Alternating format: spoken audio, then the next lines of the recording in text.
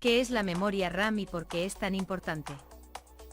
La memoria RAM es un componente básico que está presente en cualquier PC o portátil, y de ella dependerán no solo el rendimiento del mismo, sino también las aplicaciones que podremos utilizar y las cosas que podremos hacer.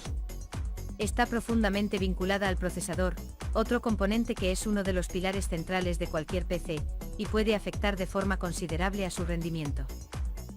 Recordad que la memoria RAM existe también en otros dispositivos, como por ejemplo smartphones, smartwatches, tablets e incluso en Smart TVs y en dispositivos muy pequeños y compactos. Sin este componente no sería posible utilizar un sistema operativo y unas aplicaciones concretas, por muy limitadas que éstas sean, ya que al final éstas necesitan una mayor o menor cantidad de este tipo de memoria para funcionar. A pesar de su gran importancia, la memoria RAM es un componente que, todavía hoy, sigue generando muchas dudas y está rodeada de grandes mitos. Por ello he querido dar forma a este artículo, donde voy a compartir con vosotros todo lo que debéis saber sobre este componente. ¿Qué es y por qué es importante la memoria RAM? Cuando hablamos de memoria RAM estamos utilizando las siglas Random Access Memory, que en una traducción directa equivale a memoria de acceso aleatorio. Es un tipo de memoria volátil, lo que significa que se utiliza para guardar información y datos, y que estos se eliminan cuando se corta el suministro eléctrico, es decir, cuando se apaga el PC. Esto contrasta con la memoria no volátil, como por ejemplo la NAND flash de las unidades SSD, que mantiene los datos y la información incluso cuando se corta el suministro eléctrico. La RAM se puede utilizar en diferentes formatos, pero sin duda el más habitual es el clásico módulo rectangular formado por un PCB a modo de barra sobre el que se asientan diferentes chips que contienen cantidades determinadas de memoria RAM. También se puede implementar como solución integrada tanto sobre un PCB como en otros componentes. Es común que los dispositivos móviles cuenten con memoria RAM integrada, existen unidades SSD que integran memoria RAM como caché de alto rendimiento. Y Apple también monta este tipo de memoria en sus OCS Serie M como solución unificada para reducir costes y mejorar el rendimiento. La memoria RAM siempre se ha medido partiendo de un pilar básico, su capacidad. Los kilobytes fueron la unidad más utilizada entre finales de los 70 y principios de los 80. Posteriormente dejaron paso a los megabytes y finalmente llegamos a los gigabytes, que es la medida que utilizamos actualmente, aunque en el sector profesional dedicado a servidores y centros de datos no es para nada descabellado hablar de terabytes. El tema de la capacidad es importante, pero sobre ello hablaremos a fondo más adelante. Cuando la memoria RAM no viene integrada, esta se debe insertar en las ranuras dedicadas para ello que tiene la placa base. La cantidad total de ranuras determinará la cantidad de módulos que podremos instalar, y esto afectará también a la cantidad máxima de memoria que tendremos disponible. Por ejemplo, una placa base con 2 ranuras normalmente soportará menos cantidad de RAM que una con 4 ranuras, aunque esta regla general no siempre se cumple. Su función principal es servir de apoyo al procesador, guardando instrucciones, operaciones ya resueltas y datos del sistema operativo y de otras aplicaciones y programas a los que dicho componente podrá acceder en cualquier momento. De esta manera el procesador no tiene que volver a realizar ciertas operaciones, simplemente las puede recuperar de la memoria RAM, lo que contribuye a optimizar la carga de trabajo y mejora el rendimiento. Podemos entender mejor su funcionamiento con un ejemplo sencillo. Cuando encendemos el PC ya estamos utilizando la memoria RAM para guardar datos y elementos del sistema operativo y sus aplicaciones básicas, y cuando arrancamos un juego este carga una serie de datos básicos que necesita en la memoria RAM, y se mantienen en ella hasta que dejan de ser necesarios. Cuando esos datos dejan de ser necesarios se reemplazan por otros datos, como por ejemplo al cambiar de misión o de mundo e iniciar un nuevo proceso de carga, y es necesario que la memoria RAM tenga capacidad suficiente para acomodar esos nuevos datos. Sin memoria RAM el procesador se vería abrumado por cargas de trabajo repetitivas que afectarían negativamente al rendimiento. La GPU también puede utilizar la memoria RAM de una manera parecida a como lo hace el procesador, aunque esto ocurre normalmente con las soluciones integradas, que carecen de su propia memoria gráfica. En este caso, la GPU reservará una parte de la RAM para utilizarla como VRAM, lo que significa que reducirá la cantidad de memoria disponible para el sistema, y su ancho de banda afectará en gran medida al rendimiento que será capaz de ofrecer ese núcleo gráfico. Hay varios conceptos importantes que rodean a la memoria RAM, como por ejemplo la capacidad y el ancho de banda, pero sobre ellos os voy a hablar de forma individualizada más adelante, ya que establecer una división de ese tipo os permitirá entender mejor cada uno de esos conceptos y cómo pueden afectar no solo a su rendimiento, sino también al de todo el PC. Conceptos básicos de la memoria RAM. Capacidad total disponible. La capacidad de la memoria RAM es sin duda alguna el concepto principal y el más importante, es lo que debemos priorizar a la hora de elegir este componente, porque si no tenemos cantidad suficiente para cubrir nuestras necesidades es probable que ni siquiera podamos utilizar ciertas aplicaciones y juegos, o que el sistema operativo funciona con extremada lentitud. Os pongo un par de ejemplos. Windows 11 necesita 4 GB de RAM como mínimo, pero solo funciona de forma aceptable a partir de 8 GB. Para jugar a títulos actuales necesitamos contar como mínimo con 8 GB de RAM, pero sufriremos microtirones y en muchos la experiencia ya no será buena. Lo ideal es contar al menos con 16 GB de RAM. Si no tenemos suficiente memoria RAM es posible recurrir a lo que se conoce como memoria virtual, que permite utilizar una parte del sistema de almacenamiento, HDD o SSD, para que ésta trabaje como si fuese dicho tipo de memoria. No hace milagros porque ese tipo de memoria será mucho más lenta, y al final la única solución real y efectiva en este caso será ampliar la RAM de nuestro equipo, siempre que sea posible. Digo esto porque no siempre lo es, ya que cuando la memoria va soldada o integrada no es posible ampliarla. Los kits más vendidos actualmente son los de 16 GB y 32 GB de memoria RAM. En ambos casos suelen estar formados por dos módulos de 8 GB o de 16 GB, lo que significa que tendremos que ocupar dos ranuras de nuestra placa base.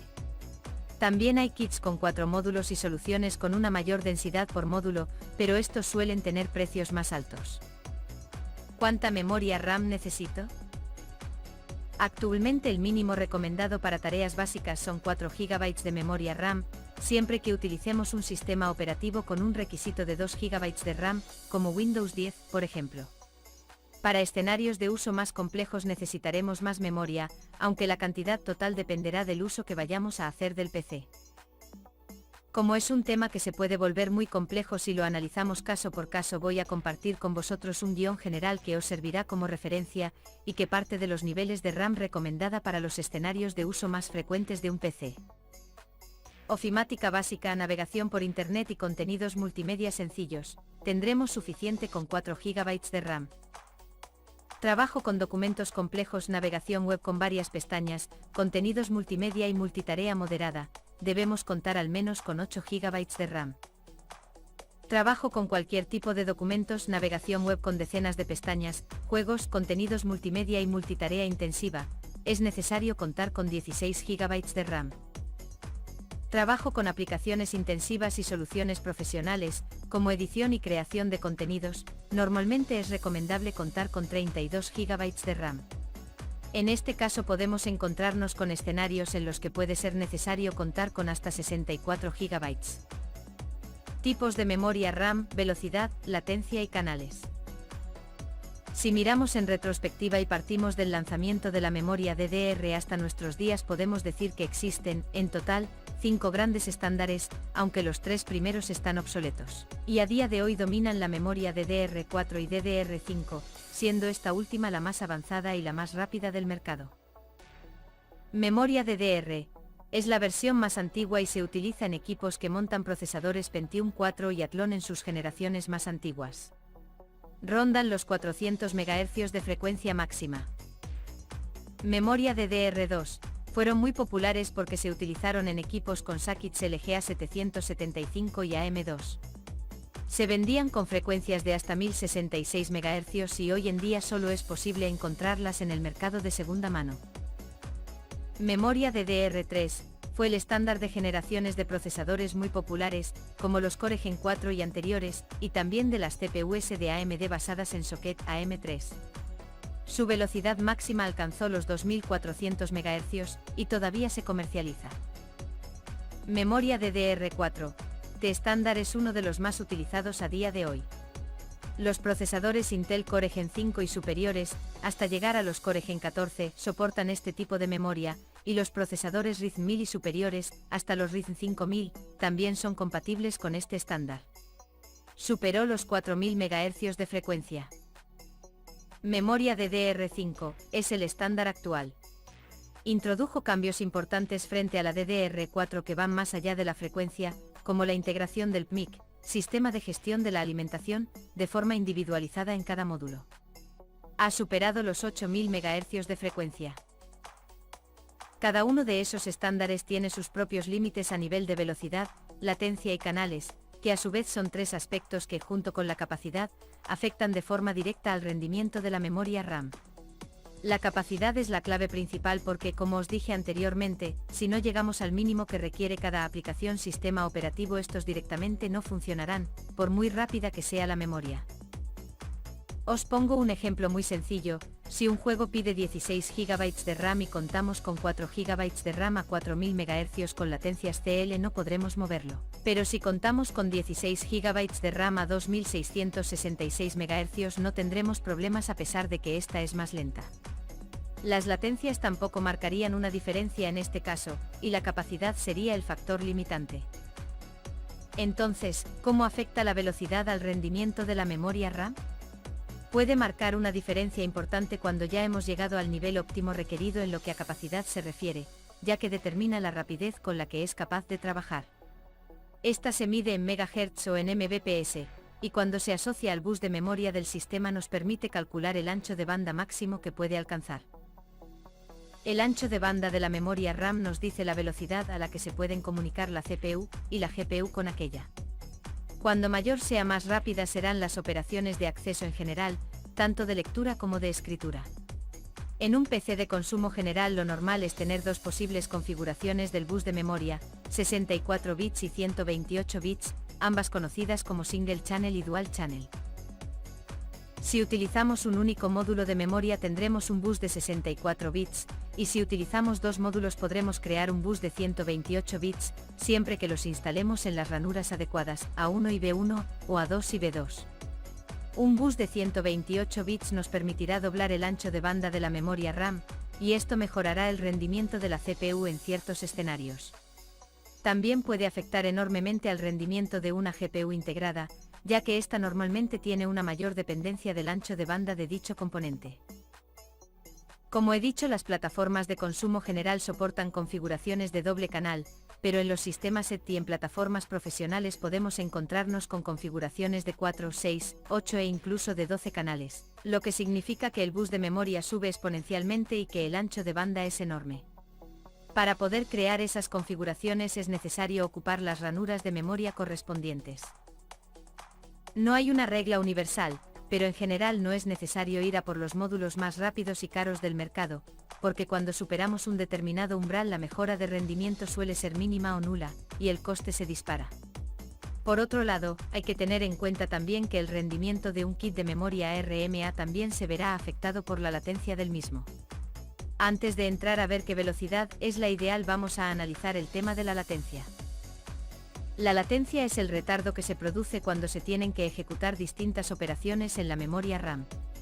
Esta refleja, por ejemplo, el retraso que se produce desde que se solicita un acceso a la RAM, y el tiempo que ésta tarda en encontrar la información necesaria en las celdas de memoria donde se encuentra.